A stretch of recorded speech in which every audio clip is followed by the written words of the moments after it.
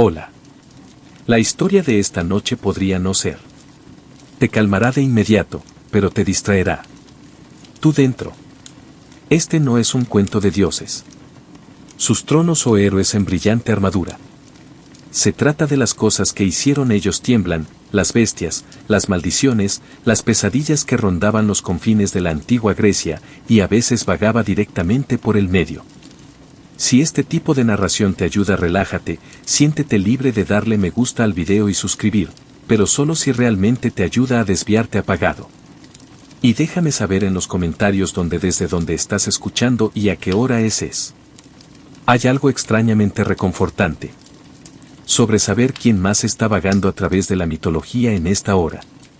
Entonces, atenúa las luces, tira de las mantas íntimamente, y comencemos con los monstruos más aterradores de mitología griega. Acomódese ahora.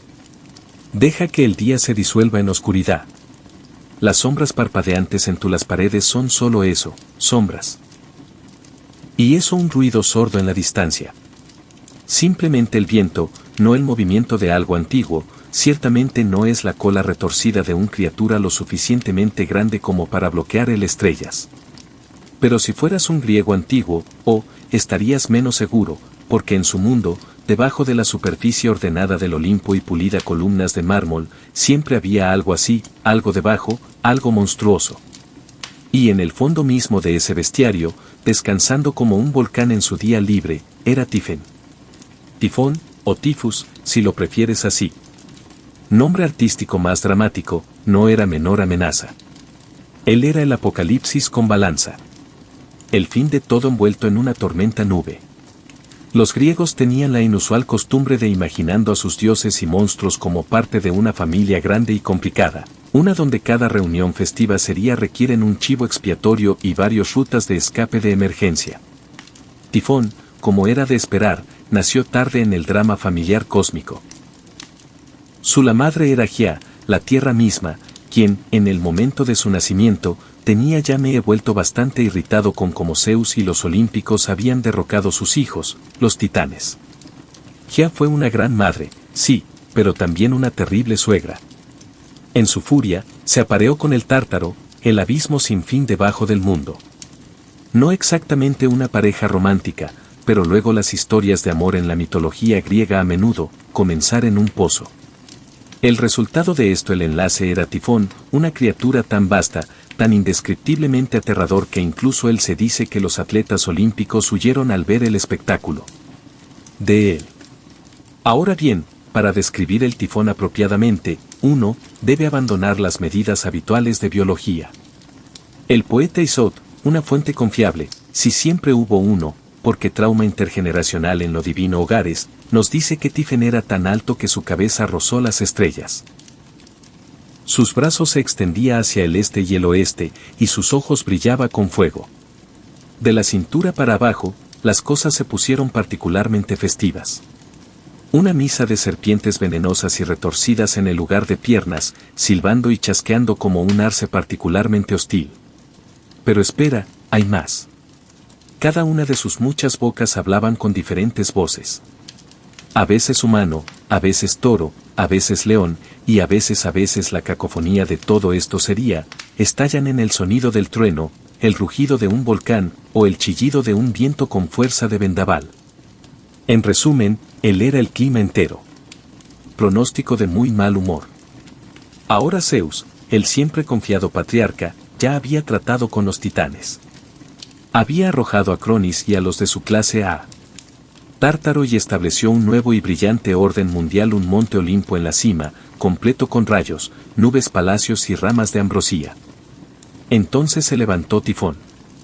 Uno puede imaginar a los olímpicos a medio camino. A través de una fiesta de celebración, mirando hacia arriba, ver una silueta que se oscurece en el cielo, que se acerca y dándose cuenta de que tal vez se celebró un poco prematuramente. En la mayoría de los relatos, todos los olímpicos se salvan. Zeus huyó aterrorizado, transformándose se convirtieron en animales y galoparon a Egipto, donde sus disfraces más tarde daría lugar a mitos locales. Esta, querido oyente, es la razón por la que a veces los dioses griegos me resultan sospechosos. parecidas a las egipcias. Una especie de programa de protección de testigos divinos, en realidad. Zeus, para su crédito, no lo hizo. Huir, al menos no inmediatamente. Se encontró con Tifón en la batalla.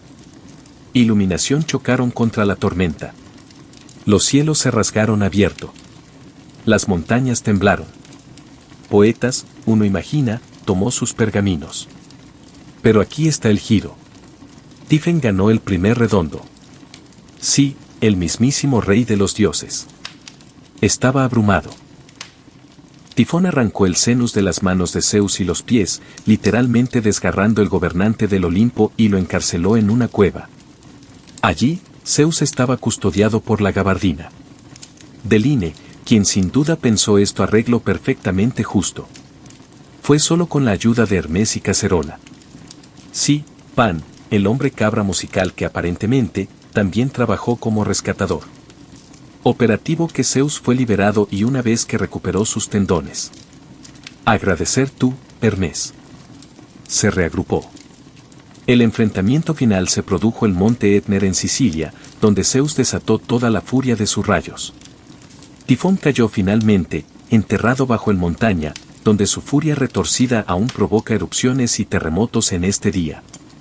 Así que si alguna vez visitas Sicilia y el suelo tiembla bajo los pies, no te preocupes.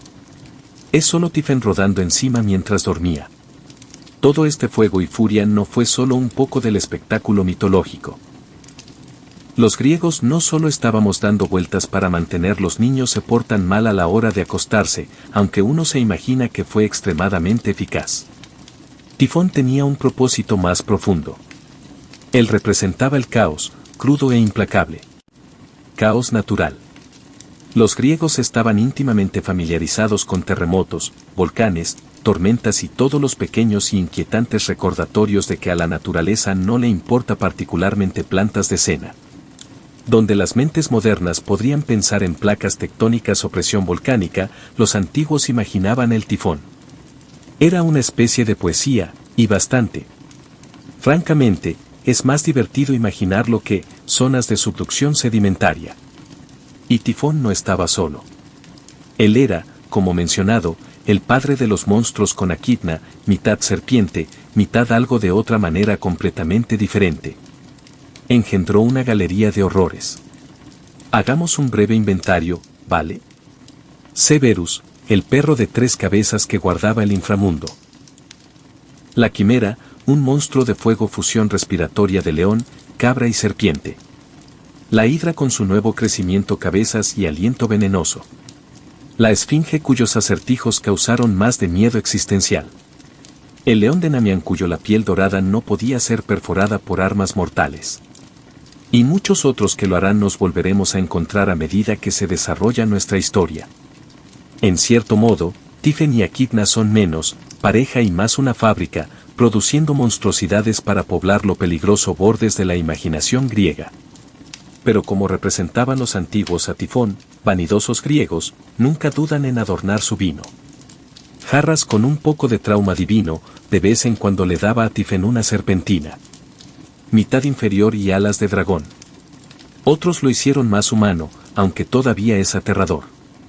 Su forma no estaba arreglada, y eso es importante. Tifón no era solo un personaje. Él era una idea. Él era el miedo a lo desconocido. Se le dio la forma suficiente para atormentarte. Sueños. En la época romana, Tifón a veces se fusiona con otras tormentas deidades. El poeta alejandrino Nonos los escritos del siglo V después de Cristo nos dieron uno de los relatos más dramáticos de la batalla de Tifón, una sinfonía cósmica de caos y furia. No es exactamente una canción de cuna, pero espléndida para lecturas dramáticas. Curiosamente, los egipcios nunca perderse un buen crossover mítico, absorbieron algunas de estas ideas en sus cosmologías propias. Los griegos en Egipto, particularmente en Alejandría, a veces equiparada a Tifón con el dios Set, otro desierto caótico habitante con tendencia a causar problema. Difusión cultural, antiguo estilo. ¿Y qué pasó con Tifón?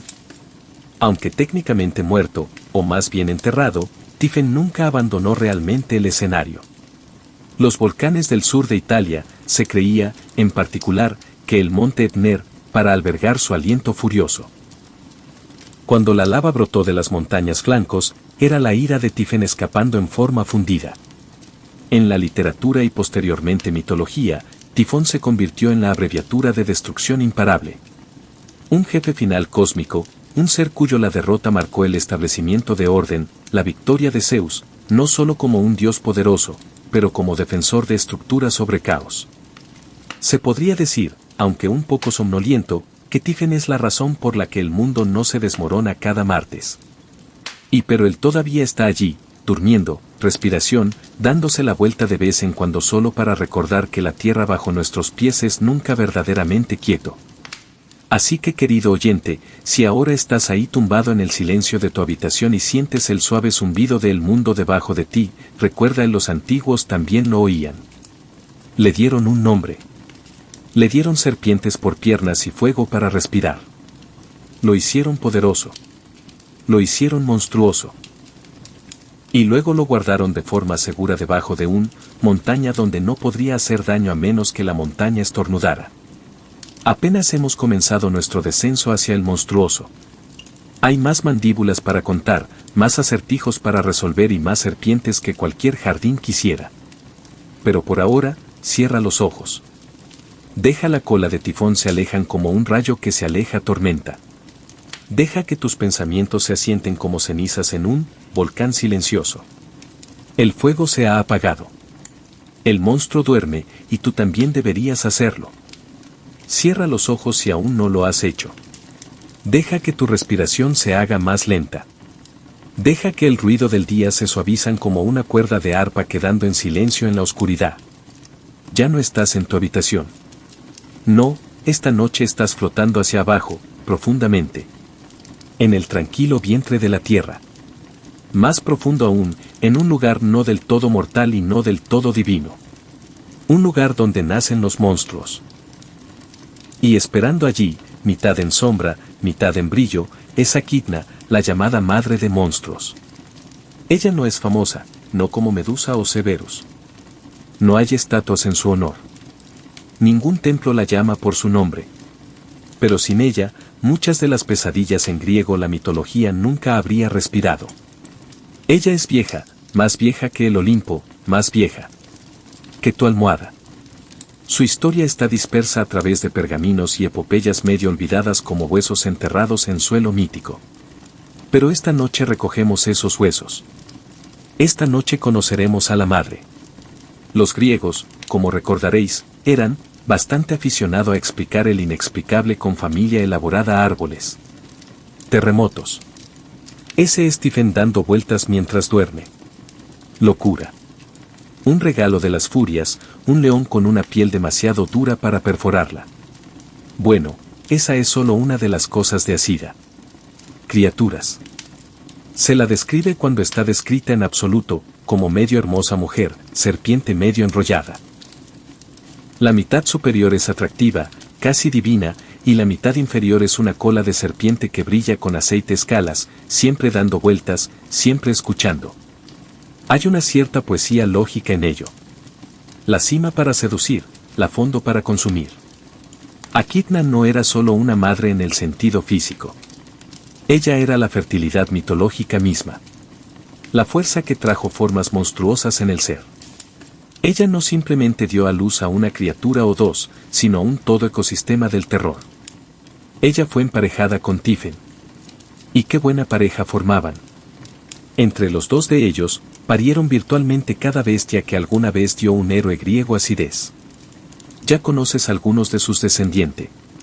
Cerberus, el sabueso de cabeza libre que custodiaba las puertas del inframundo como un gorila en el lugar más exclusivo club en el que nadie quiere entrar. La hidra que añadió cabezas más rápido que podrías cortarlos. La quimera, una híbrido que respira fuego, tan confundido. Probablemente necesitaba un mapa solo para caminar. El esfinge, el león de Namio, Horus, el águila caucásica que picoteaba el hígado de Prometeo día tras día, todo suyo. Una auténtica sala de maternidad, la verdad. ¿Pero quién era Echidna? ¿Y por qué? ¿los griegos imaginan un ser así? La respuesta, como siempre, está en el miedo y la fertilidad. En el mundo antiguo, el desierto no es un lugar para caminatas de ocio y selfies panorámicas. Era peligroso, desconocido y plagado de cosas que siseó. Los bosques tenían bandidos. Montañas había tormentas. Las cuevas tenían dioses o monstruos, o los dioses de monstruos. Y debajo de todo eso, había un poderoso, creencia de que la naturaleza salvaje, dio dar a luz a las cosas que te asustaban. Echidna era la personificación de eso. Creencia. Ella era el vientre de la doncella salvaje, la caos fértil que se extendía justo más allá de los bordes de la ciudad-estado. No es exactamente malvado, pero sí indómito. Ella no estaba destinada a ser tan adorada, tan respetado, como el gruñido en la maleza o el brillo de un depredador ojo. Su nombre Echidna es incierto. Raíces. Posiblemente esté relacionado con la palabra para víbora. O quizás proviene de algo aún más antiguo. Lenguas anteriores a los griegos en su totalidad. Ella puede ser mayor que incluso las historias. Nosotros usamos para explicarla. Le vendría bien ser más viejo que la memoria. Muchas diosas primordiales son así, desvaneciéndose en los bordes del mito mientras aún mantiene todo unido. Echidna no ocupa un lugar central en muchos mitos. Ella rara vez es la villana. Ella es nunca el héroe. Ella simplemente está ahí, cría, espera, acecho. Y en eso presencia generativa tranquila, se convierte una de las figuras más poderosas del mundo mítico precisamente porque ella no exige atención, ella simplemente continúa. En Giaeses, uno de los primeros y el texto griego más influyente, Echidna, es descrita como una ninfa que vive en una cueva, devorando a todos los hombres que pasan. Ahora bien, eso podría ser metafórico. O tal vez simplemente le gustaban los bocadillos. Fresco. De cualquier manera, ella claramente no era alguien encontrarse en un paseo. Según Hesiod, ella era inmortal. Y sin edad, lo cual es bastante injusto para una madre de tantos. Pero entonces, la inmortalidad griega nunca vino con estrías.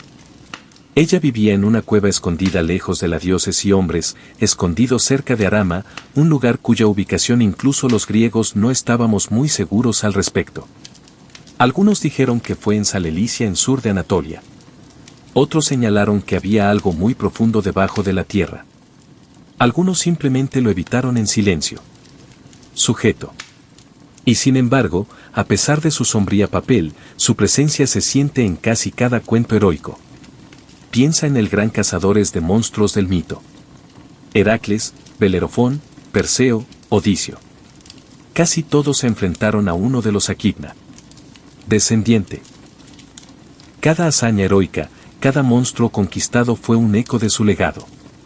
Ella es el desafío detrás de la historia. El aliento detrás de la bestia. También hay algo maternal en eso. Verás, en la sociedad griega antigua, las mujeres, a menudo estaban confinados en el hogar, invisible en el registro público, pero absolutamente central para la supervivencia de la familia y la continuidad de cultura. Echidna refleja este papel, en silencio. Mitos, pero esenciales para su progresión. La madre cuyos hijos definir las pruebas de los hombres. Algunos más tarde los autores le dieron un poco más de narrativa. Carne. En la tradición romana, ella a veces no se asocia con Tifón, sino con el propio Tártaro, un ser o un lugar, según cómo te sientes poético. Algunos incluso afirmaron ella dio a luz a una línea de mortales monstruos, reyes y reinas que gobernaron en lugares lejanos tierras bárbaras. En esta versión, la sangre se filtró en la tierra y perforó imperios, que a su manera podrían ser el legado más aterrador de todos.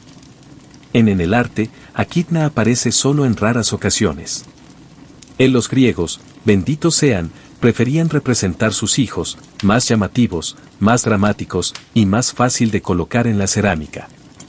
Pero cuando ella aparece, es inconfundible. Una mujer de cintura para arriba, hermosa y a menudo desnudo, con la parte inferior del cuerpo de un serpiente enroscándose en la oscuridad. Su cara es tranquilo y no se disculpa. Ella no es un monstruo retorciéndose de dolor. Ella no está rogando que la comprendan. Ella es simplemente un niño y qué extraño poder que es. Ser monstruoso sin remordimiento. Ser temido pero no villano. Para dar a luz terrores y nunca pidas perdón por ello. En la era moderna a veces, su nombre ha sobrevivido en la biología. La Echidna, una antera espinosa de Australia, tiene poco parecido con su homónimo mitológico, aparte de ser maravillosamente peculiar y producir el tipo de confusión que haría que un narrador griego se sintiera orgulloso. Él pone huevos. Tiene la frente en alto, anatomía reproductiva. Es tímido, antiguo, y parece completamente inconsciente de qué absurdo parece. Se sospecha de Echidna, me sentiría halagado. Pero volvamos a ella mito. La historia de Echidna se desvanece gradualmente después de las primeras fuentes. A medida que el pensamiento griego pasó de la épica oral para la filosofía, monstruos como ella eran explicado causas naturales. Alegoría. La luz de la antorcha de la lógica era siendo girado hacia los rincones oscuros de mito, y muchas de esas sombras dispersos, pero no todos. En el Renacimiento, e incluso en la fantasía moderna literatura, el tropo de la madre de los monstruos siguen vivos. La encontrarás ecos en el angolante Tolkien, en Shab-Niggurath de Lovecraft, en videojuegos y novelas, y las mentes de cualquiera que alguna vez se lo haya preguntado. ¿Pero de dónde vino el primer monstruo? Siempre regresamos a Echidna. Porque incluso ahora, cuando el mundo está mapeado y medido y la mayoría de los dragones han sido reemplazados por formularios de impuestos, todavía siente ese tirón en los bordes.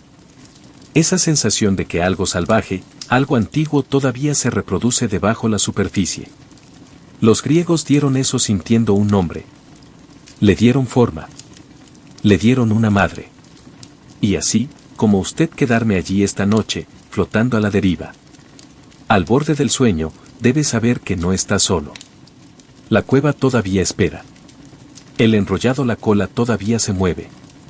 Y la madre de los monstruos todavía sueñan bajo la tierra, dando a luz horrores mientras duerme. Ella lo hace no rugir. Ella no persigue. Ella simplemente existe. Y eso quizás sea lo más aterrador de todo. Ahora cierra los ojos. El mundo está en silencio. Los monstruos son alimentados. Y la madre es descansando. Entonces debes respirar. Deja que el peso del día se caen como arena a través de tus dedos. No estás aquí. No en realidad. No en tu habitación. No en tu cama. No, estás caminando por un prado oscurecido bajo una luna plateada. A una niebla fresca que se enrosca alrededor de tus tobillos. Más adelante, un río negro serpentea a través del tierra como una cinta de tinta. Y solo más allá, una puerta, enorme, inmóvil, antiguo, y a su lado, el suave gruñido de algo que no duerme. Tú han llegado al fin del mundo, o al menos el borde del mundo como los griegos lo imaginaron.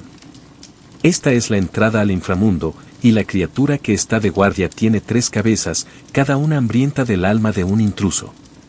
Conoce a Cerberus. El sabueso del Hades. Ahora, dejémoslo de lado. Expectativas modernas. Cerbero no es malo, él no es un villano. Él no persigue a los héroes a través de calles de la ciudad o ladrar en una pesadilla callejones. No, él es mucho más digno. ¿Qué eso? Él tiene un trabajo, un rol, un objetivo. Él es el guardián, el dormante, el obstáculo final, y es muy bueno en eso. Cerberus, a veces escrito que raro si estás de humor para algo más antiguo. Ortografías, era hijo de Echidna y Tifón, un hermano de la quimera, el hidra y otras criaturas encantadoras similares, compañeros de juego. Pero Cerberus era especial. Él no era diseñado para aterrorizar a los mortales o causar estragos. A través del campo. Fue creado para guardar a los muertos en su interior. El vivir fuera. Su apariencia varía dependiendo de qué fuente antigua estés leyendo o qué olla estás mirando pero los conceptos básicos son consistentes. Cerbero tiene 3 cabezas, aunque los autores antiguos afirman que hay hasta 50 o hasta 100. Tiene una melena de serpientes, ojos como linternas, y a veces, dependiendo en el estado de ánimo del poeta, una serpiente para un cola. Es como un rompecabezas canino hecho a mano. De pesadillas cosidas con propósito divino. Pero centrémonos en las 3 cabezas. ¿Por qué 3? Bueno, eruditos y soñolientos los filósofos han debatido esto durante siglos. Algunos dicen que las 3 cabezas representan la pasado, presente y futuro, lo que sería terriblemente poético para un perro. Otros sugieren que simbolizan el nacimiento, la juventud y vejez. Nuestro cuerpo, alma y espíritu. O quizás los antiguos griegos simplemente pensé que 3 cabezas eran más aterradoras. Más de uno y lo dejó así. Ahora imagínatelo. Una criatura con el triple de dientes, triplica los gruñidos, triplica los mirar fijamente, y sin embargo no maliciosa, no cruel, simplemente resuelto. Ya ves, los griegos no temían a la muerte como nosotros. A veces lo hago, no como un final, sino como un paso. Lo que temían más que la muerte era desequilibrio, perturbación. El alma equivocada en el lugar equivocado. Severus aseguró orden. Ninguna alma escapó del inframundo. Ningún pie vivo dio un paso demasiado lejos. Él era en esencia el límite.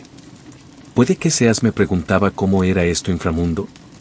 No fue fuego y azufre, no horcas, no hay tormento eterno, al menos no para la mayoría. El inframundo estaba en silencio, diamantes sombreados, un lugar de memoria más que sufrimiento. Tenía regiones, de curso. El bendito fue a Alician Campos, verdes y dorados con eterno facilidad. Los castigados fueron enviados a Tártaro, donde habitan monstruos y titanes. Llegaron y el resto simplemente deambuló. Sombras entre sombras. Severus los protegió todo. Pero como ocurre con todos los buenos monstruos, él ocasionalmente se enfrentó a oposición. Después de todo, los héroes griegos eran un ser triste. Grupo, siempre saltando puertas y embistiendo en lugares donde no tenían por qué estar. Tomemos como ejemplo a Orfeo el músico. Interpretó a su mentiroso tan hermosamente que incluso se decía que las piedras lloraban. Cuando su esposa Eurídice murió y Orfeo descendió al inframundo para recuperarla. Él no peleó contra Cerbero. Jugó para él. Y el perro, vencido por el melodía triste, recostar sus cabezas y lloró, o quizás simplemente dormitó. Cualquiera por ese camino pasó Orfeo. Luego estaba Heracles, o Hércules, como lo llamaban los romanos más tarde lo llamó, quien estaba encargado de trayendo a Cerberus a la superficie como uno de sus 12 trabajos. No lo derroté, claro está, solo, removiéndolo temporalmente de su cargo. Heracles, fuerte y testarudo como siempre, luchó contra la bestia sin nada más que sus brazos, sin armas, sin trucos. Sometió a Cerbero y lo arrastró hacia luz del día donde el sabueso, desacostumbrado ante tal brillo, parpadeó y aulló. Consternado. Pero Hércules no era ningún villano. Una vez el trabajo fue completado, él regresó a Cerberus ileso a su puesto. Incluso los héroes, lo son. Parece haber entendido la importancia de límites. Y luego está Psique, una mujer mortal, quien a través de una serie de divinas desventuras que involucran celos diosas y tareas imposibles, se encontró viajando a través de el inframundo también. Para pasar a Severus, ella trajo pasteles de miel, dulces sobornos para una bestia que, a pesar de su trabajo, todavía disfrutaba de un capricho o 2. Algunos dicen que los arrojó uno por uno, cada uno a una boca separada. Una oferta muy educada realmente. Estas historias nos dicen algo sobre Cerbero. No se le vence por la fuerza, no realmente. Él se deja vencer por la mansedumbre, por la inteligencia, por la compasión. Una canción de cuna, un pastel, un desafío justo. Él es una criatura de reglas, no de rabia. Y tal vez por eso era tan respetado. Incluso Hades, dios del inframundo, tenía una especie de cariño por él. En muchas representaciones, Cerbero se muestra sentado en sus pies como un compañero fiel, no encadenado, no azotado, simplemente presente, mirando, esperando. Y aquí es donde debemos tomar un breve y soñoliento desvío hacia la etimología. El nombre Severus puede provenir de una palabra indoeuropea que significa manchado. ¿Cuál significa que, si estamos siendo terriblemente literales, Hades pudo haber nombrado a su monstruoso perro del infierno de 3 cabezas lugar? Así es, Spot. Una broma quizás de los antiguos lingüistas. O tal vez solo un recordatorio de que incluso en los seres más aterradores pueden tener comportamientos comunes y corrientes. Nombres. También existe una conexión entre Severus y antiguas costumbres funerarias. Ya ves, los griegos a menudo colocaban monedas junto a los muertos. Pago para Charon, el hombre hada, que almas guiadas a través de los palos del río. Pero en algunas tradiciones, los pasteles de miel eran enterrado también. Ofrendas no para Charon, pero para Severus. Un soborno para facilitar el paso del alma. A regalo al guardián. Algo dulce para el centinela. Es fácil de olvidar, en medio de los gruñidos imágenes, que Severus no era cruel. Él no atormentaba las almas. Él no cazaba a ellos. Él simplemente se aseguró de que se quedaran donde pertenecían. En un mundo donde el caos siempre estuvo presente lamiendo los bordes del orden, Severus era una puerta que se mantenía firme. En la época romana, la imagen de Severus soportado. Poetas como Virgilio lo describieron en él y por donde también debe pasar el héroe Anas el Sabueso para llegar al reino de la muerte. Una vez más, el método nos resulta familiar. Golosinas soporíferas, sueño, no lucha. Y en adaptaciones cristianas posteriores, Severus se asoció con los demonios o el perro guardián de Satanás. Pero esa es una lente diferente pintada en trazos más oscuros. Los griegos no veían pecado en su existencia, solo necesidad. Los artistas a lo largo de los siglos no pudieron resistirlo. En urnas, en mosaicos, en manuscritos medievales, aparece en todos los gruñidos, escamas y lenguas chasqueantes. A menudo con solo 2 cabezas, a veces con 3, ocasionalmente con docenas, siempre con una presencia que dice, aquí es el borde. No lo cruces a la ligera. Y, sin embargo, por supuesto, las mejores historias son sobre los que lo hacen. Aún así, una vez que el negocio está hecho, los grandes héroes rara vez le hacen daño. Lo devuelven, se van el sea. Cerberus no es el villano vencer, pero el desafío es honrar. ¿Hay algo reconfortante en eso, no hay? Un perro monstruoso que hacen no persiguen sino que protegen. Quien no ataca por malicia sino por deber. Quien te deja pasar, si eres listo o lo suficientemente amable o valiente para ganarse el derecho.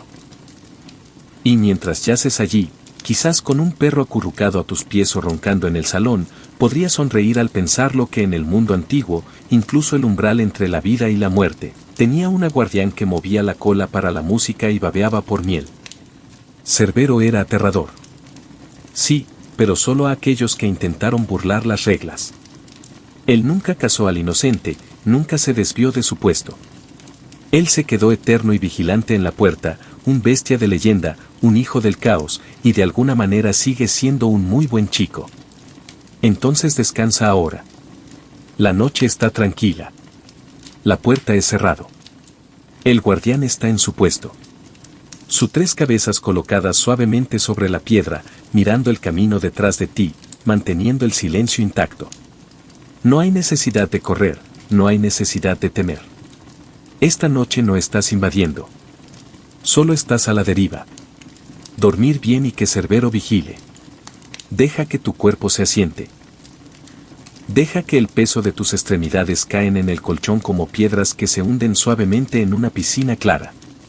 La noche aprieta suavemente como una cortina corrida con cuidado.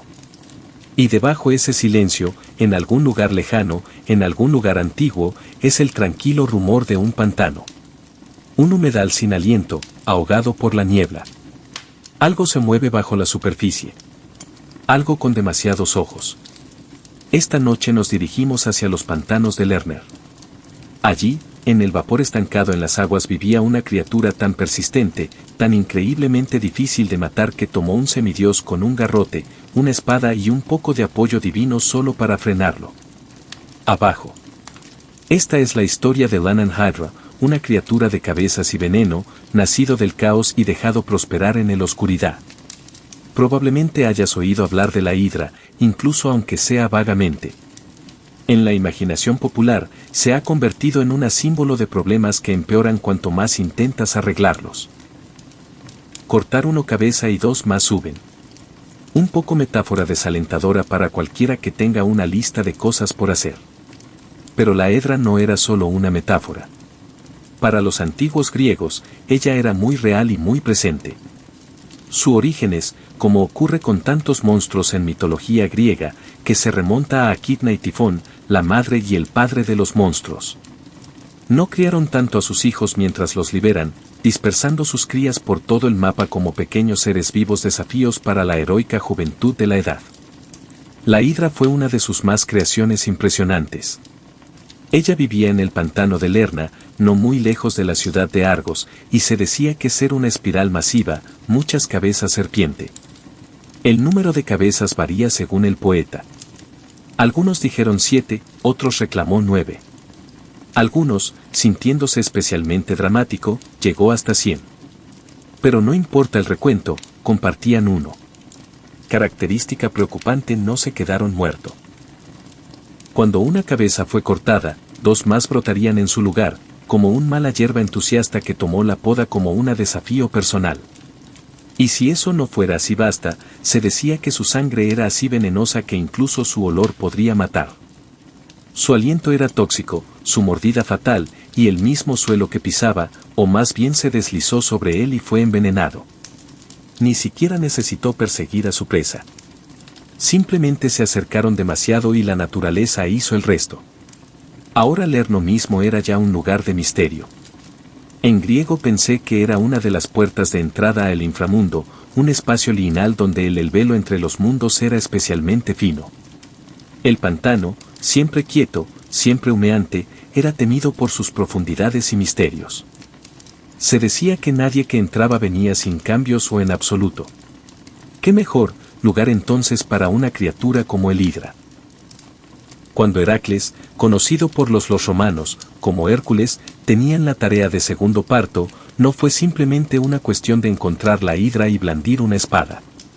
No, esto no fue solo una prueba de no solo de fuerza, sino de ingenio. Llegó con su sobrino, Ilouce, quien, dependiendo de la versión del mito, era su auriga, su asistente, o simplemente alguien que había hecho el error de seguirnos en el día equivocado al principio. Heracles hizo lo que Heracles hace lo mejor: él blandió su palo. Las cabezas volaron. Se oyeron espléndidas grietas a través del pantano. Pero tan pronto como una cabeza caída que dos más empujadas hacia arriba desde el muñón sangrante, silbando con renovado furia. Imagínese la frustración. Casi se puede oír a Hércules suspirando. Él iba a ser uno de esos días. El pantano que los rodeaba hervía de hidra. Furia. Las cabezas se movieron rápidamente, los colmillos brillaron y sin embargo, Hércules se negó a retirarse. En cambio, se adaptó. Con olas a su lado, desarrolló una nueva estrategia: trimestralización. Cada vez que Heracles se adelantaba, Olas entraría corriendo con una antorcha encendida y quemar la herida cerrada, evitando recrecimiento. Trabajo en equipo, eficiente, aunque un poco ahumado. Al final, solo la cabeza central permaneció. El inmortal. Sí. Como si las cabezas regeneradoras no fueran basta, la hidra tenía una cabeza que simplemente no podía morir. Heracles luchó con lo cortó y lo enterró. Debajo de una enorme roca. Porque si no puedes destruir algo, al menos haz que sea incómodo acceder. Para terminar la tarea, Hércules sumergió sus flechas en la sangre de la hidra, infundiendo ellos con un veneno tan potente que más tarde significaría la perdición. Incluso para otros héroes. Esas flechas continuarían matando al Centuresa, lo que a su vez conduciría al propio Heracles. Muerte. Pero esa es una historia para otra noche. Lo que importa ahora es que la hidra tenía caído. El pantano quedó en silencio y el trabajo estaba completo. Bueno, mayormente. En una versión del mito, Hércules se le negó el crédito por el trabajo porque recibió ayuda de Iolus, lo cual honestamente parece un poco duro. Pero los dioses no eran nada si no les gustaban letra pequeña. Aún así, la historia perduró. La hidra se convirtió en un símbolo de lo imposible. Problemas, aquellos que no requerían fuerza bruta solo, pero paciencia, precisión y un mano amiga. Un recordatorio de que los monstruos a menudo superan en número espadas. ¿Pero qué significaba realmente la hidra? ¿Por qué los griegos imaginaron algo así? ¿Criatura? Parte de ello, por supuesto, fue el paisaje. Los pantanos eran temidos en el mundo antiguo. Eran misteriosos, plagados de enfermedades y imposible de navegar. Se tragaron a la gente sin hacer ruido. La hidra era una personificación de el peligro acecha en estos lugares, una forma visible de una amenaza invisible. Pero también hay una cuestión filosófica. Dimensión. La hidra representa la naturaleza de lucha. No todos los problemas mueren cuando golpeado. Algunos dividen, multiplican, devuelven más feroz que antes. Los antiguos griegos sabían eso. Su mundo estaba lleno de incertidumbre. Peste, guerra, hambruna, traición. Podrías ganar una batalla y perder un reino. Resolver una crisis y encuentra dos más esperando detrás de él. La hidra enroscada en su pantano era esa verdad hecho carne. Y aún así no era invencible.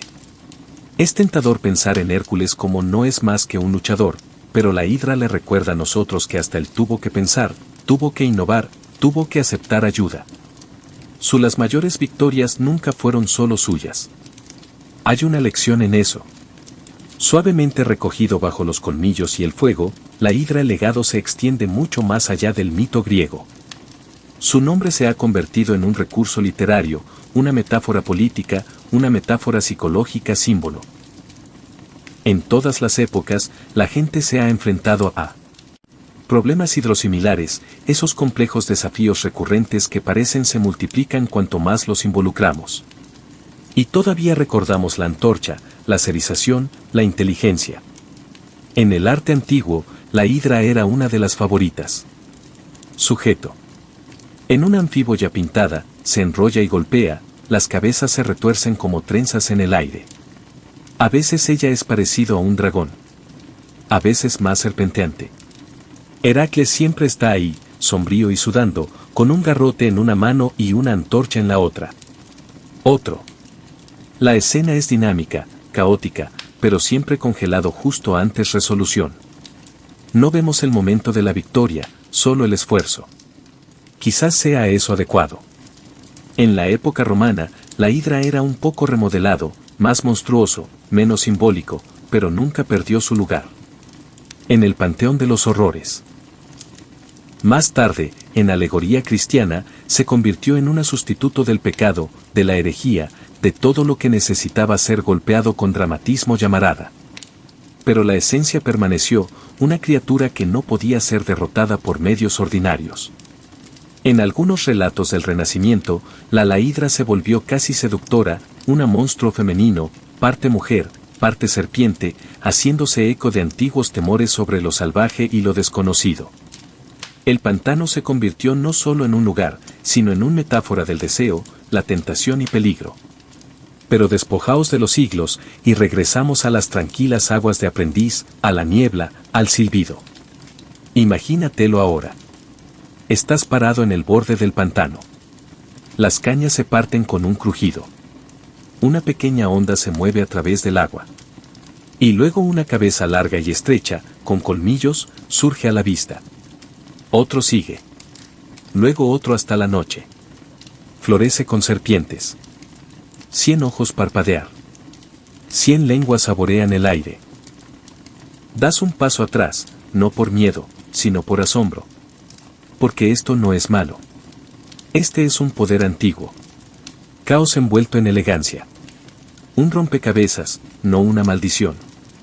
Y en algún lugar lejano, una antorcha brilla en la oscuridad. Un héroe da un paso adelante. No a matar, sino a entender. Así que descansa ahora. La hidra vuelve a dormir en su pantano, enroscado bajo mentiras y barro. Sus cabezas ya no silban. Su aliento no venenos más largos. Ella sueña con fuego y lluvia, de batallas perdidas y ganadas. Y tú, estás lejos de ser un aprendiz ahora, seguro debajo de tus mantas, donde no hay cabezas se multiplican y no se necesitan cuchillas. El pantano está quieto, la antorcha está apagada, y el monstruo, como tú, está en paz, duerme profundamente y que el mundo permanezca en silencio. Deja que el silencio de la tarde se asiente a tu alrededor como lana suave. El aire es todavía ahora. Nada se mueve excepto el recuerdo, y el débil eco de los cascos de los antiguos piedra. Las estrellas sobre ti están distantes y pacientes, observando como siempre lo han hecho. Pero abajo, en las colinas humeantes de una tierra olvidada, una criatura una vez respiró fuego al viento. Ella era imposible, furioso y orgulloso. Su nombre era Quimera. Esta noche pasearemos lentamente por el colinas quemadas de Licia en lo que ahora es suroeste de Turquía. Pero una vez, hace mucho tiempo, este era un lugar de leyenda. Y en las grietas entre las rocas, donde el azufre emanaba de la tierra, él la Quimera esperaba.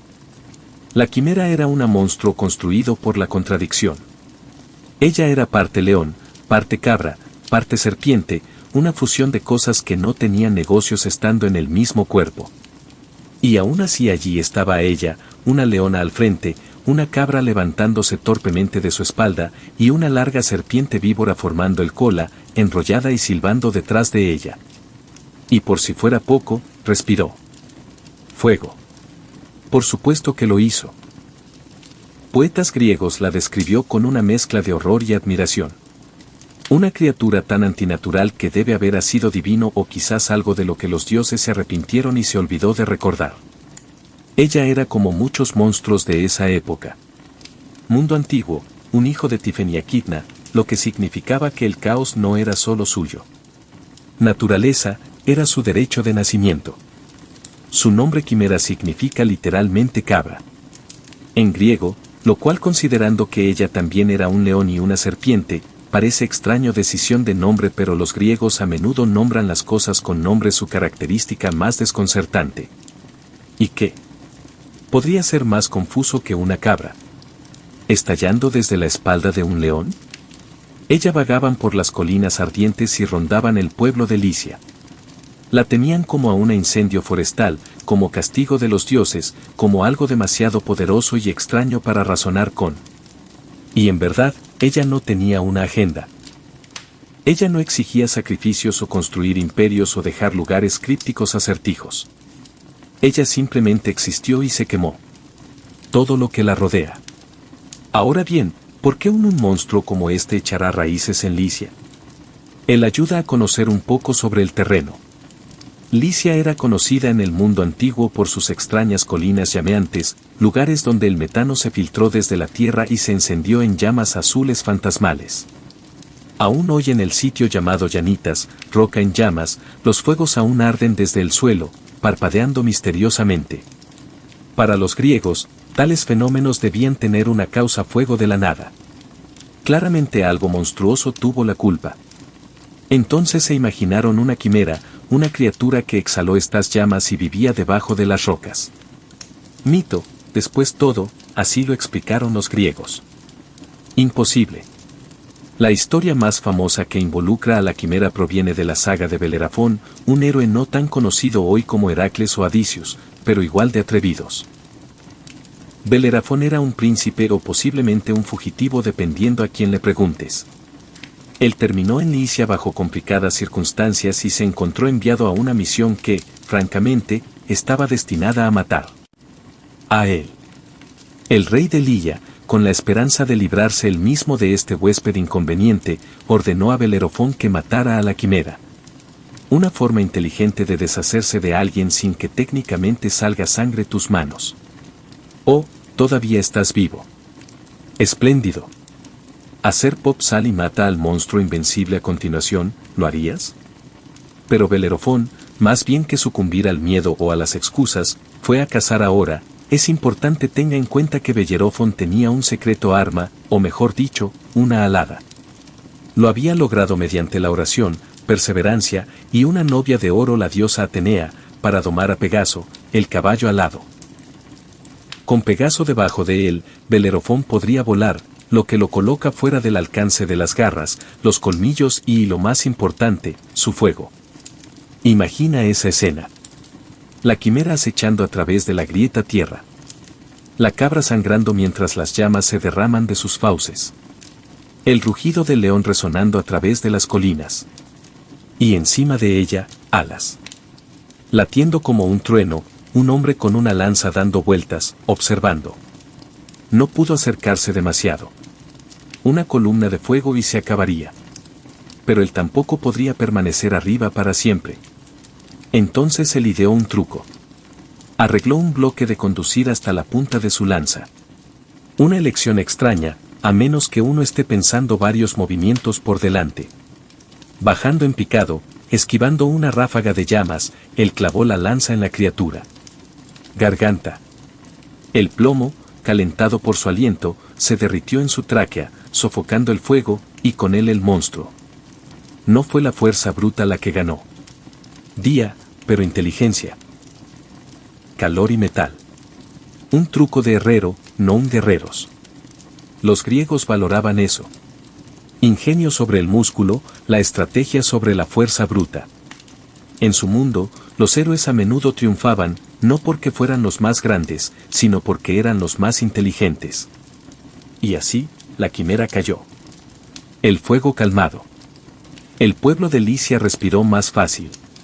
Bellerofonte regresó, no solo como un sobreviviente, pero como un héroe. Aunque, como con muchos héroes griegos, su historia sería. No termina tan bien. Él también se enorgulleció orgulloso, intentó volar hasta el mismísimo Olimpo. Y Pegaso, la sabia bestia que era, lo arrojó antes de alcanzar las alturas. Pero esa es otra historia. La quimera, por su parte, fue enterrada en las colinas. Las llamas, decían algunos, eran su aliento. Todavía filtrándose por las grietas de la tierra. Incluso hoy en día, los incendios en llanatas todavía arde. Algunos creen que son eterno. Otros saben que solo son gas. Pero hay algo innegablemente inquietante sobre llamas que nunca se extinguen. Según tradiciones posteriores, la quimera evolucionó. Ella ya no era solo una criatura. Ella se convirtió en una idea. Quimera llegó a significar cualquier cosa imposible, cualquier fusión de cosas que no deberían existir juntas. A un sueño demasiado extraño para ser real. Una metáfora por exceso. En la época medieval, ella era, dibujado con nuevas combinaciones. Leopardo manchas, alas de dragón, rostros humanos, siempre cambiando, siempre cambiando. Y en eso sentí que se convirtió en un reflejo de nosotros mismos. Imaginaciones. Caótico, hermoso, espantoso. También destacó en el arte. Sobre cerámica y moneda, aparece gruñendo, respirando fuego, garras arqueadas, generalmente con Bellerofonte sobre ella, con la punta de una lanza, el momento antes de la victoria, o el momento antes de que algo salga terriblemente mal. A los griegos les encantaba esa tensión, ese aliento entre el triunfo y la tragedia. ¿Y qué pasa con su significado más profundo? Para los griegos, los monstruos rara vez eran simplemente monstruos. Eran advertencias, recordatorios, reflexiones. La quimera, con sus cuerpos libres y aliento ardiente, podría representar imaginación descontrolada, sueños sin límites o los peligros de las cosas híbridas. Ni uno ni el otro, sino ambos. Un símbolo de lo desconocido, lo antinatural. O tal vez era simplemente una criatura de fuego tomó forma para que la gente pudiera comprender la tierra en la que se encontraban. Ese es, después de todo, el genio silencioso de mitología. Da forma a la confusión, un rostro al que temer, una historia para pararse donde el silencio una vez fue. Y así esta noche, mientras yacemos quietos debajo tu propio techo, a siglos de distancia de las colinas de Licia, podrías imaginártela, la leona paseando por el bosque ennegrecido piedra, la cabeza de la cabra balando y ardiendo, la cola de la serpiente se contrae en anticipación. Ella no vendrá por ti. Ella nunca era. Ella nació. Ella se enfureció. Ella era derrotado y recordado. ¿Eso es todo? El monstruo pregunta. Ahora las colinas están tranquilas, los fuegos se apagan. Pegaso sigue volando. Y Belerophón, orgulloso y caído, es largo desaparecido. Pero la quimera permanece, no como amenaza, no como maldición, sino como historia. Duerme ahora. Las alas han pasado arriba. La llama es solo un parpadeo. La bestia está en reposo, y tú también. Cierra los ojos ahora. Deja que la marea suave del silencio acaricie suavemente los bordes de tus pensamientos. No hay prisa, no peso de las horas de vigilia, solo la respiración en tu pecho y las historias a la deriva del viejo mundo. Esta noche no nos vamos bajo tierra ni a el pantano. No seguimos a los leones ni a los serpientes o bestias con demasiadas patas. No, esta noche nos miramos a los ojos. No tuyo, no mío, sino de ella. Y si somos y no tenemos cuidado, puede que nunca miremos hacia otro lado de nuevo. Esta es la historia de los Gorgans, y de uno en particular. La conoces nombre, aunque no recuerdes dónde de. Permanece en el fondo de la mente, como una advertencia de un sueño. Medusa. Dilo lentamente, suavemente. El nombre ya es un encantamiento. Ahora bien, las Gorganas eran 3 hermanas, Esteno, Uri y Medusa. ¿Y dependiendo de qué versión del mito prefieres? O bien siempre fueron monstruosos o se volvió monstruoso más tarde. Esa es la cosa sobre la mitología griega. Nada es nunca simple, todo el mundo tiene un pasado, a menudo complicado. Nos deja empecemos con las versiones antiguas, las que existía antes de que se inventara la simpatía. En estos nacieron los monstruosos Gorgans. Hijos de los dioses del mar, fuerzas y criaturas de terror desde el momento en que tomaron su primer aliento. Vivían lejos allá en el oeste, en los bordes del mundo más allá de los límites de los mapas y razón. Tenían alas de bronce, serpientes. Para el cabello. Su piel era escamosa, sus dientes afilados, y sus ojos podría convertirte en piedra. No metafóricamente, no emocionalmente, literalmente. Una mirada y tu cuerpo se quedaría congelado en el lugar. Tu respiración se detendría y tu alma se alejaría de la carne enfriada y gris. Los Gorganos no fueron perseguidos.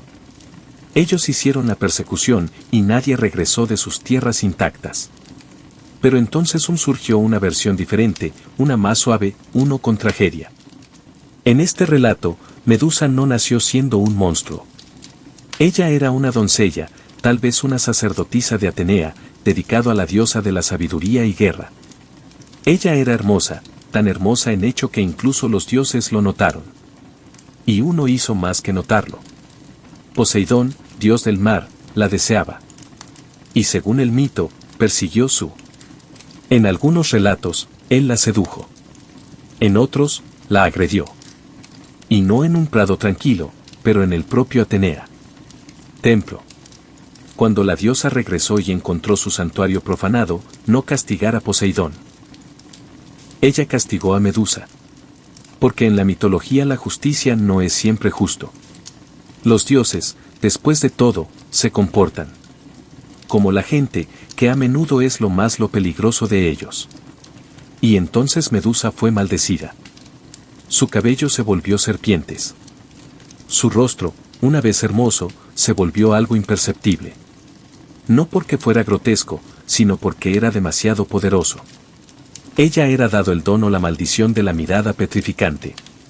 Ya no soy sacerdotisa, ya no es humano, ya no es deseado. Ella huyó al oeste con sus hermanas. Y desde a partir de ese momento, ella fue temida y cazado. Ahora consideren esto, una mujer castigada por ser bella, luego perseguida por serlo. Peligroso. Hay algo antiguo en eso. Ritmo, y tristemente algo eterno. Pero volviendo al mito. Quizás recuerdes el nombre Perseo, un héroe con una bolsa mágica y un don para misiones incómodas. Enviado por un rey que lo quería muerto sin decirlo. Traer, dame la cabeza de Medusa, dijo el rey. Si pides un ramo.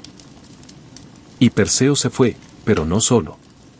Él tenía ayuda divina. Los dioses, por razones de los suyos, le dieron herramientas. Atenea proporcionó un escudo pulido, uno que podría usarse como espejo. Hermes le dio una espada curva.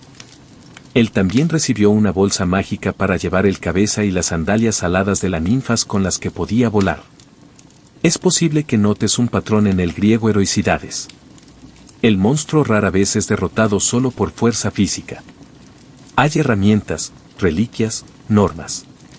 Los griegos entendieron que los monstruos eran no simplemente fuerte. Eran símbolos. Había que acercarse a ellos con reverencia y astucia.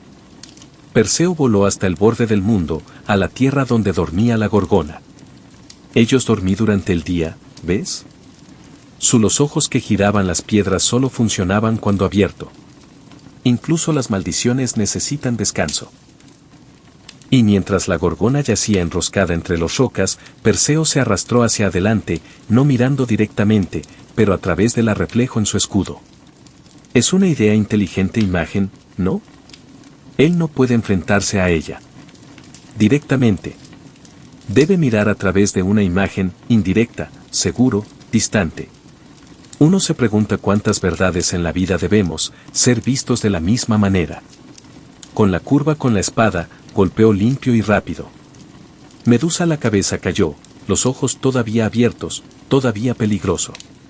Y de su sangre brotaron dos seres, Pegaso, el caballo alado, y Criser, un guerrero con una espada dorada. La vida emergiendo de la muerte, símbolo de belleza y violencia fusionadas.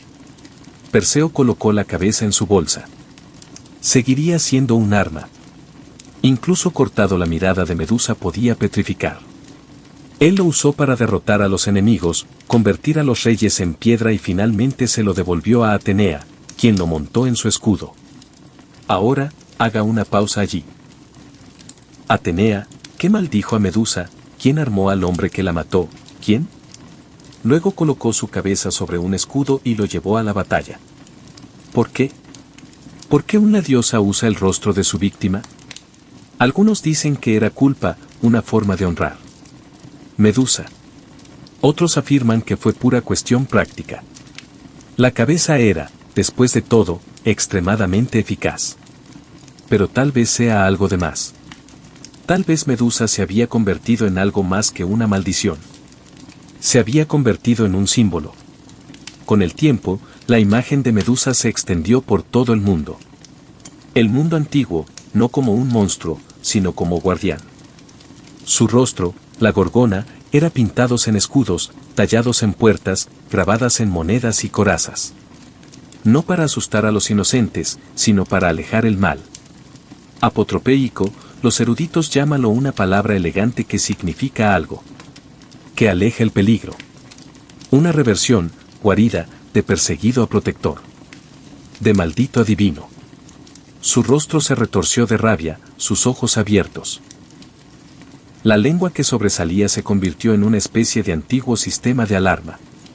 Una declaración de que el espacio detrás de la imagen era sagrado, intocable. ¿Qué tal eso de justicia poética? Y así, a través de los siglos, Medusa fue regenerado. Los artistas la pintaron no con escamas y colmillos, pero con tristeza. Su cabello no era serpientes pero símbolos. Su historia no fue de terror sino de transformación. En el Renacimiento, los poetas reinventaron los pintores suavizaron sus rasgos. En el mundo moderno, se convirtió en una icono feminista. La mujer castigada por su belleza, transformada en contra de ella voluntad, luego demonizada por sobrevivir. ¿Es ella todavía da miedo? Sí. Pero quizás no por las mismas razones. ¿Y qué pasa con sus hermanas? Esteno y Urieli, los inmortales Gorgans, a menudo no se mencionan. No fueron asesinados. No estaban malditos un nuevo. Permanecieron salvajes, alados, duelo.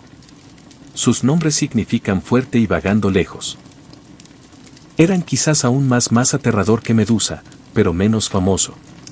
Eso también es una especie de maldición para sobrevivir. Tu hermana y ser olvidada. Pero en algún lugar de la mitología entre líneas, todavía vuelan. No exactamente villanos, no exactamente dolientes, solo sombras en el borde del mundo. Y aquí llegamos al corazón de ello. Los Gorganes y Medusa en particular no son monstruos en el camino. Los entendemos.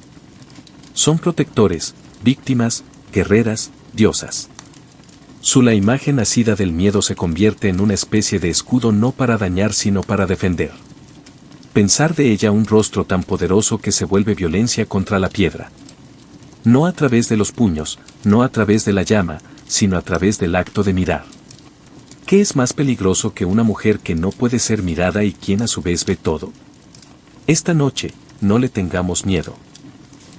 Nos deja imagínatela no como una bestia con serpiente cabello y una mirada ensangrentada, pero como una figura caminando por la frontera del mito y memoria, no te persigue, no te caza, simplemente mirando, custodiando. Quizás ella esté parada afuera de tu ventana. Ahora, no para petrificarnos, sino para vigilar, para contener cualquier otra cosa que la noche podría traer. Duerme bajo su mirada. Tú estás a salvo. El monstruo al que una vez se enfrentó es desaparecido hace mucho tiempo. Y ella, Medusa, se ha convertido otra cosa.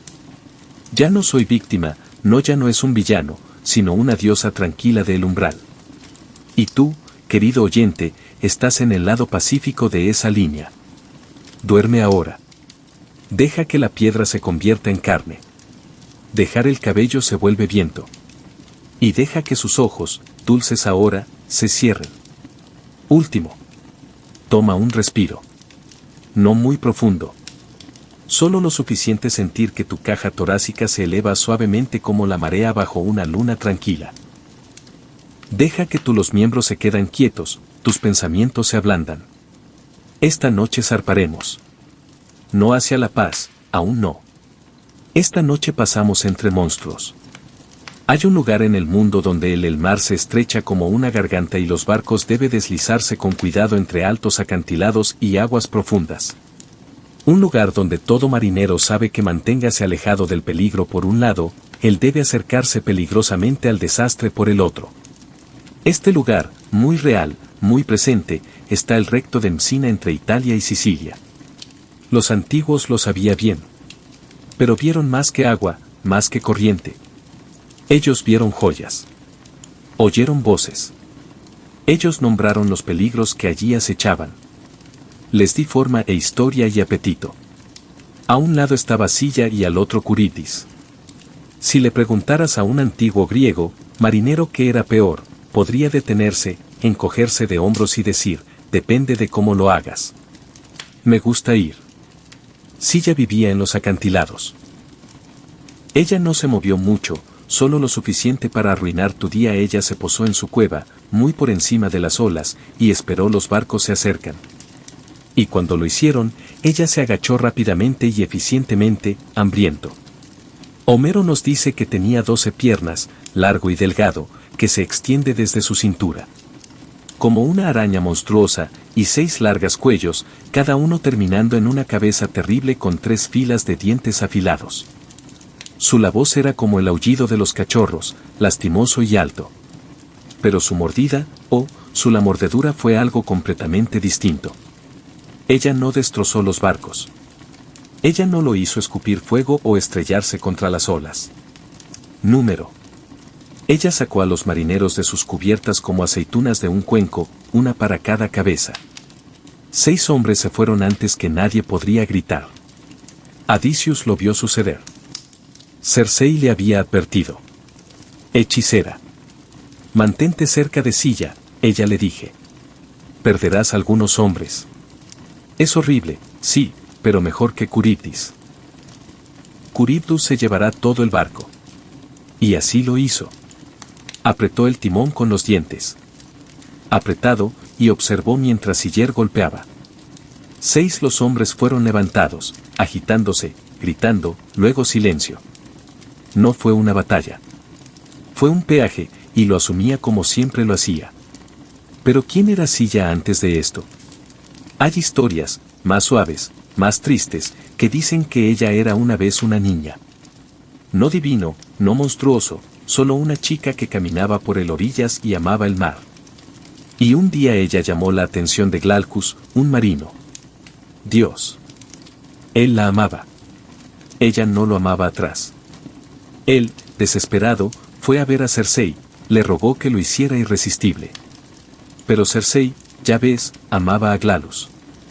Y Scylla, con su simple existencia, había arruinado ese amor. Entonces Cersei hizo lo que las diosas tan a menudo ocurre en el mito. Ella castigó a la mujer. Ella envenenó el manantial donde Scylla bañado. Y la próxima vez que Scylla pisó en el agua, ella cambió. Su cuerpo estirada, con las piernas torcidas, los perros estallaron de su piel. Ella gritó y siguió gritando hasta que se encontró en el acantilado sobre el mar.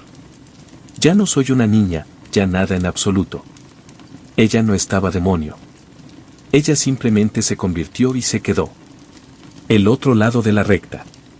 El agua hierve, ahí es donde Charybdis murga. No la ves hasta que es demasiado tarde. Tarde. Ella no tiene brazos ni dientes ni ojos en los que puedes mirar. Ella es solo una forma en el mar. Un remolino que se abre 3 veces al día y bebe el océano. Y si estás en el camino, te caes. Ella una vez fue hija de Poseidón.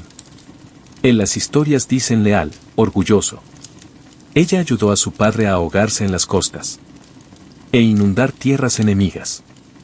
Pero Zeus, que había otras ideas sobre el equilibrio y la propiedad, la golpeó con un rayo. La encadenó al fondo del mar y la maldijo con hambre. Ahora se hincha y se derrumba, respira. Entra y escupe.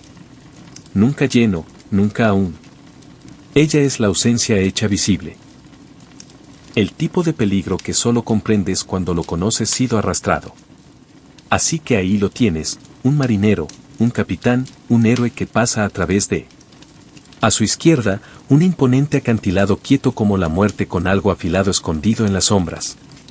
A tu derecha, agua que tira hacia los lados, tira de la quilla, llama sin promesa de retorno. Elige uno. Tienes que. Adicius eligió Silla porque perder 6 es mejor que perdiendo a todo el mundo. Eso fue lo que me dijo sí mismo. Lo que le dijo Cersei, lo que los dioses le haría creer. Es una matemática cruel, pero la mitología griega está lleno de ese tipo de aritmética. El tipo en el que la supervivencia siempre cuesta algo. Ya ves, Silla y Charybdis. No eran solo monstruos. Ellos eran opciones. Los malos. Silla. Es el dolor que esperas. Rápido, agudo, específico. Sabes que viene. Prepárate para ello. Lo vives. Charybdis es el miedo lento. El peligro intentas evitarlo pero sientes que te están tirando. Tus pies de todos modos. Viene silenciosamente como el arrepentimiento, como la gravedad. Silla mata a unos pocos. Charybdis lo devora todo. Y juntos representan algo. Muy viejo y muy familiar. La verdad que algunos viajes no ofrecen un camino seguro. Que a veces para seguir adelante algo debe ser sacrificado. Y aún así, Adicius pasó. No intacto, no ileso, pero hacia adelante. Esa es la cuestión. Incluso frente a monstruos antiguos, de pérdidas y elecciones y olas a las que no les importa si rezas, los griegos creían que se podía conservar emocionante. Aunque duela, aunque el camino sea estrecho, aunque lloraras, podrías todavía dirigir el barco. Más tarde, los narradores suavizaron los bordes.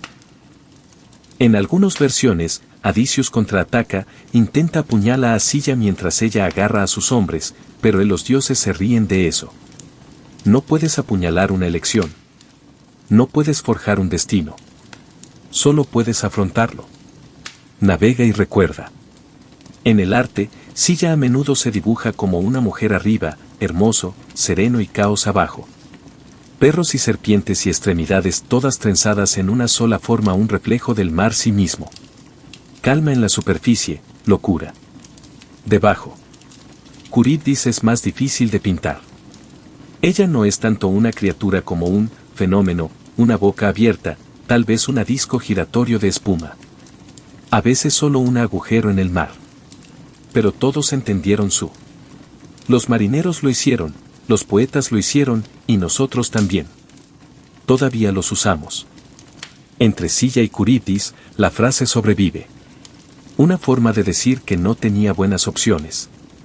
A forma de decir que elegí lo que dolía menos. Lejos para decir que todavía estoy aquí. Y eso importa porque a veces la victoria no está en matando al monstruo. ¿Está en saber a cuál enfrentarse? En saber cuándo sujetar el timón y en no dejarse ir. El mundo antiguo estaba lleno de cosas que los griegos no podían entender. Explicar. Terremotos, tormentas, corrientes, pérdida.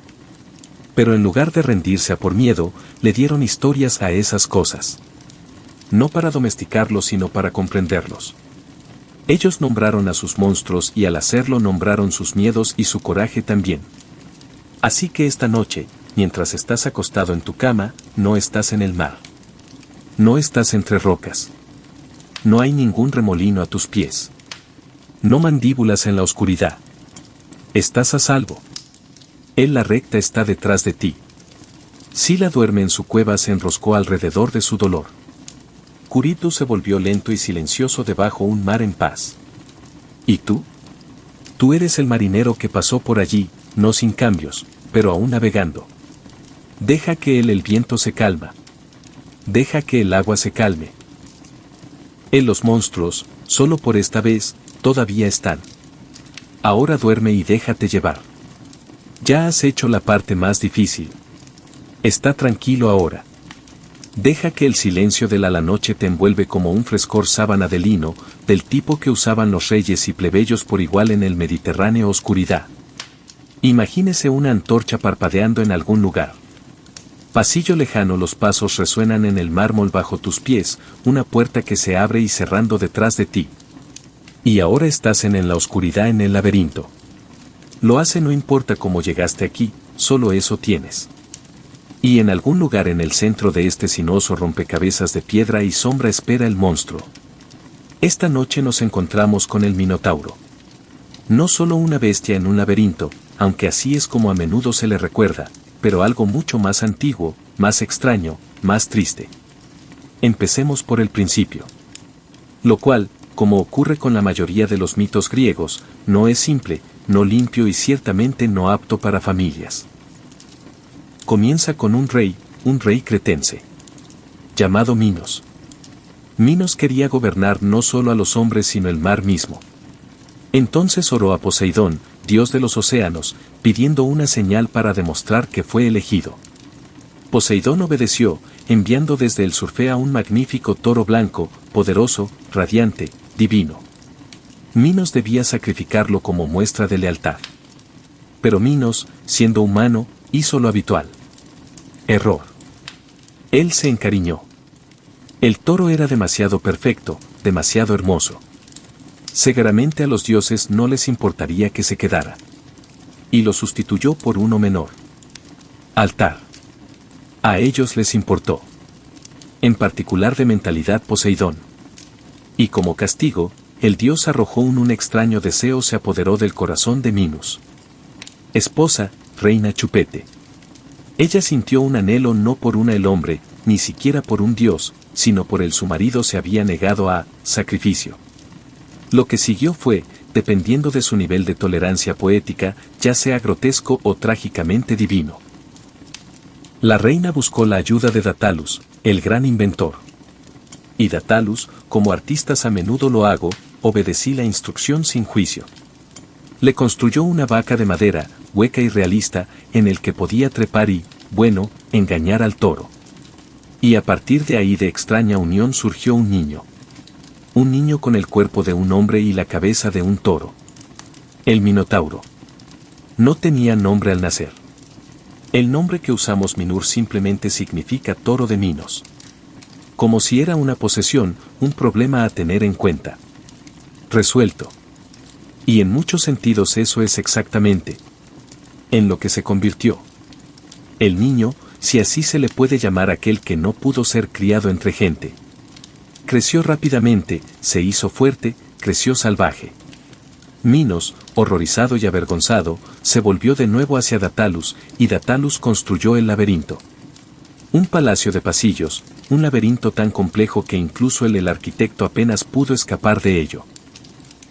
A estructura donde la izquierda y la derecha se convirtieron sin sentido, donde adelante se convirtió en atrás, donde uno podría caminar para siempre y nunca ver la misma pared dos veces. En el centro colocaron al Minotauro para vivir o en al menos existir. Él fue alimentado. Él era temido. Se convirtió en leyenda. Ahora, aquí está donde Atenas entra en escena. En el momento, Cree era una superpotencia naval. Y Atenas, todavía joven y en crecimiento, había una vez se rebeló y perdió. Como parte de la paz, Minos exigió tributo. Cada 9 años después, Atenas enviaría 7 muchachos y 7 muchachas a Cree, y esos jóvenes sería colocado en un laberinto con el Minotauro. Sin armas, sin guía, sin escapar. No fue una ejecución, no formalmente, simplemente una desaparición, un olvido lento. Ellos entró. Nunca regresaron. Y entonces, el Minotauro se convirtió en algo más que un monstruo.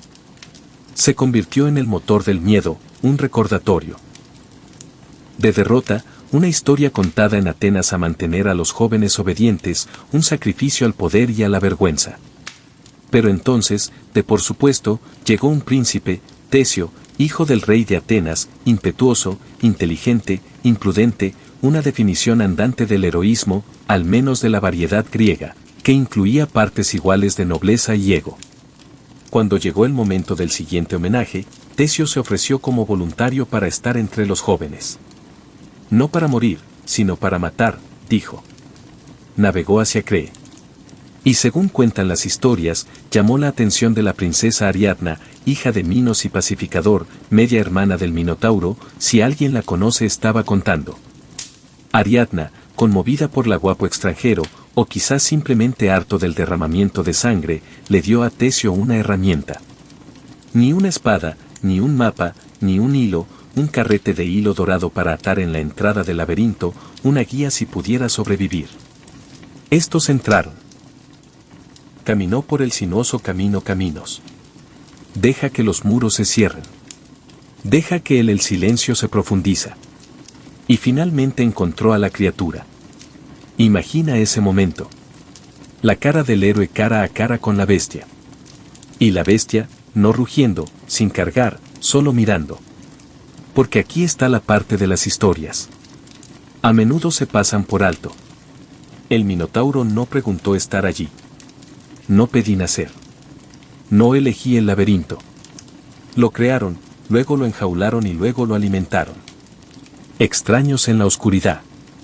¿Era salvaje? Sí. ¿Era un monstruo? Quizás, pero además, quizás no. Estos lucharon contra él, lo mató, dejó su cuerpo en la oscuridad, y luego siguiendo el hilo, escapó. Victoria, el final. Pero como ocurre con todos los griegos, mitos, el final deja preguntas. ¿Quién era realmente el Minotauro? Algunos dicen que simplemente era una advertencia. Cuento, símbolo de unión antinatural, de orgullo castigado por los dioses. Otros lo ven como algo más profundo, el niño no deseado, el náufrago, la encarnación de la vergüenza, enterrada en el corazón de poder. En términos históricos, habría sido algo más. Arqueólogos estudiando las ruinas de Conos, la gran palacio de los antiguos Cree, se han encontrado vastos diseños complejos, habitaciones tras habitaciones, pasillos sin línea recta. Alguno creo que esto era el laberinto, no un trampa, sino un tribunal, no una prisión, sino un palacio tan complejo que los visitantes sentían perdido. El toro también importaba en Manovan cultura. El salto del toro era un acto sagrado. Deporte. El animal era venerado, no temido. Sus cuernos aparecen en el arte, en altares, al fresco. Así que tal vez la historia del Minur sea una reinterpretación griega o mala interpretación de una palabra extranjera costumbre. Los atenienses, después de todo, amaban una buena comida. Narrativo, especialmente uno donde ellos, los inteligentes ciudad de la democracia y la razón, triunfó sobre los extraños isleños con sus toros y sus rituales. Es la historia contada por los vencedores, vestidos en el mito. Pero sea cual sea la verdad, la historia ha perdurado. La imagen permanece, una bestia en un laberinto. ¿Y el laberinto? Oh, el laberinto es la parte más importante porque no es solo un edificio. Es una metáfora. El laberinto es la mente. El pasado, la trampa de la culpa, la estructura construimos para contener lo que no queremos. Para hacer frente. Y el minur es lo que tenemos colocado en el centro.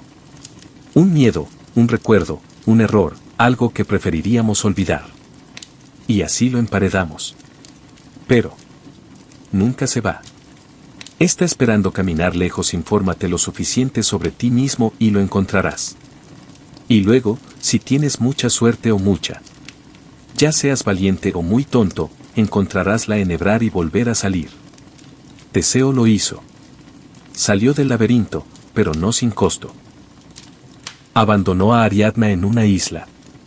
Las razones varían. Algunos dicen que era desagradecido. Otros dicen que Dianisis afirmó ella, pero el resultado fue el mismo: traición. Regresó a casa y se olvidó de cambiar el navega de negro a blanco como lo había prometido. Su padre, observando el barco desde los acantilados de Atenas, vio las velas oscuras y creía que su hijo estaba muerto. En el dolor, él se arrojó al mar. Y así el Ayán le pusieron ese nombre. Victoria uniforme en Grecia. El mito viene con el duelo. El Minotauro está muerto. El laberinto es vacío. Pero de alguna manera la historia sigue, ecos. Todavía construimos laberintos. Todavía lo somos. Guarde las cosas bajo llave. Y en lo más profundo, el parte de nosotros que una vez escuchó la historia como un niño, esa parte todavía camina pasillos, preguntándose qué les espera alrededor esquina. Así que, dejemos la luz de la antorcha detrás. Que los pasillos queden en silencio. Se ha seguido el hilo. El monstruo ha sido enfrentado. Ya no estás en la oscuridad. Ya no estás en el laberinto. Estás de nuevo aquí donde hace calor. Y todavía. Donde el minur no puede encontrarlo tú. Donde ya no están los muros acercándose. Donde el sueño espera suave y lento. Y sea cual sea el monstruo al que te enfrentes, no es, esta noche.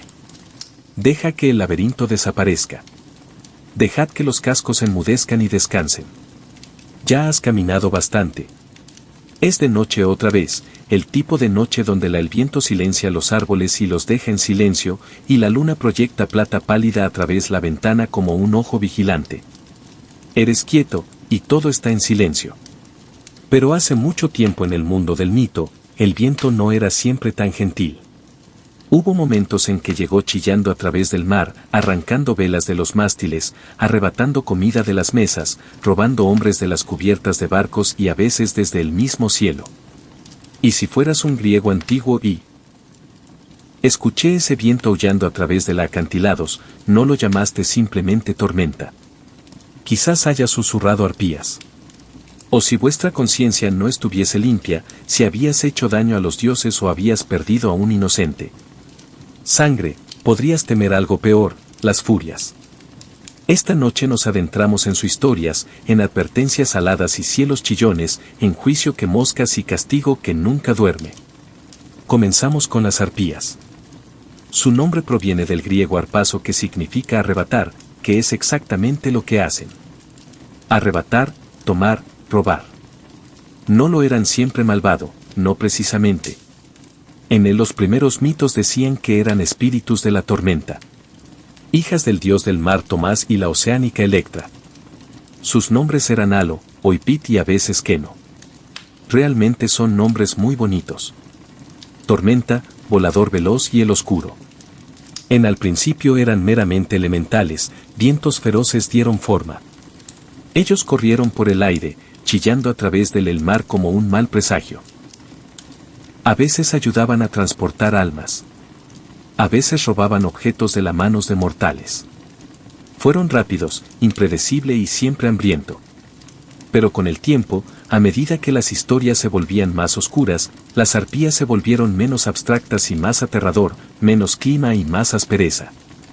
Se las imaginaba como mujeres con cuerpos de grandes pájaros, enormes envergaduras, garras más afiladas que cuchillos y caras que alguna vez pudo haber sido hermoso. Pero había sido retorcido desde hacía mucho tiempo por la rabia y deber divino. Se decía que su olor era fétido, podrido. Y humo y sal. Sus voces chirriaban como óxido. Bisagras. Sus plumas estaban llenas de suciedad, enredado con los restos de lo que sea habían tomado el último. Las arpías no lo hicieron. Cazaban porque necesitaban comer. Ellos cazado porque alguien tenía que hacerlo. Porque los dioses en su infinita sabiduría a veces se necesitaban mensajeros que pudieran hacer a los mortales miserables y rápido. Uno de los cuentos más conocidos lo que los involucra es la tragedia del rey Fineas de Tracia. Fineas tenía un don, el poder de profecía. Pero cometió el error de revelar demasiado. Mucha verdad. Habló libremente de Dios. Secretos, levantando el velo entre lo divino voluntad y consecuencia humana. Y para esto no fue castigado con ceguera, ni con la muerte, pero con el hambre. Cada día se ofrecía un banquete. Él, carne asada a la perfección, frutas. Maduro y reventado, el pan todavía caliente. Pero tan pronto como tomó un bocado, ellos vino. Las arpías descendieron en una furia de alas y garras, gritos y cacareos. Ellos le arrebataría la comida o la ensuciaría con una inmundicia tan vil que incluso tocarla era imposible.